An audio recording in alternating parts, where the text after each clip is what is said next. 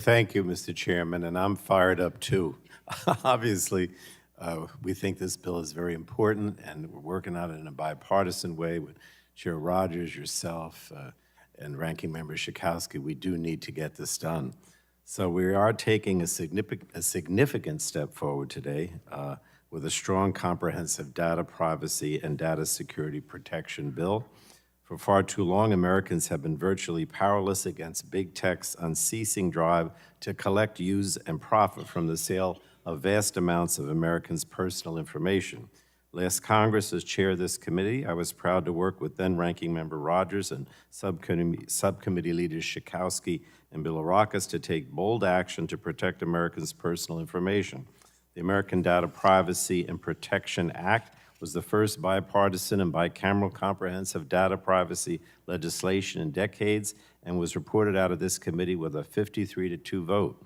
And that historic legislation included strong federal data privacy and security standards that put people back in control of their personal data, curbed data collection abuses by big tech, reined in the shadowy world of data brokers, and provided important protections to keep kids safe online.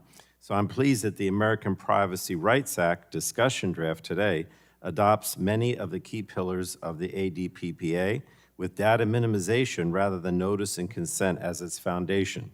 Notice and consent as the basis for a privacy regime imposes unreasonable burdens on consumers, and it simply does not work. By contrast, data minimization limits the amount of personal information entities collect, process, retain, and transfer to only what is necessary to provide the products and services being requested by the consumer. And that means no more flashlight apps collecting and sharing geolocation information, no more dating apps gathering health-related information used for targeted marketing, no more wellness apps selling mental health information to data brokers. And this discussion draft combines data minimization with provisions that empower consumers to access, correct, delete, and port their personal data, opt out of targeted advertisements, and prohibit data brokers from collecting their personal information. And there are several key areas where I believe it can be strengthened, starting with the area of children's privacy. I've long said that any comprehensive privacy law must provide heightened privacy protections for children. This new draft recognizes that information about children is sensitive, but it does not provide many of the specific protections for children that can be found in the ADPPA. To start, we should explicitly prohibit targeting advertising to children who often cannot distinguish between advertising and non-advertising content.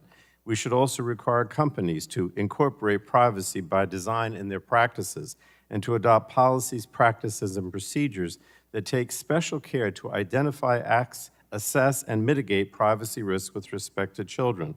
And we should also consider establishing a youth privacy division at the FTC to ensure that substantial resources are provided to protect children's privacy.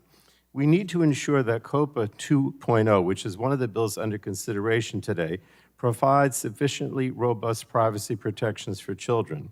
It provides for data minimization, but leaves websites and apps largely free to collect, use, and disclose minors' information after obtaining consent from a teen or the parent of a child.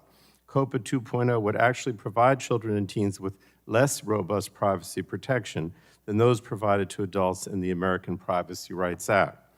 We should also explore whether there are additional tools that we can give consumers to control the data in the possession of data brokers. The chair's discussion draft directs the FTC to create a single mechanism that would allow consumers to opt out of future data collection by all data brokers. ADPPA went one step further and directed the creation of a universal deletion mechanism which would allow consumers to direct all data brokers to delete their information. And without such a provision, consumers who don't want data brokers retaining and selling their data would have to visit hundreds of data broker websites and opt out of each one. Furthermore, in a digital society, privacy rights are civil rights.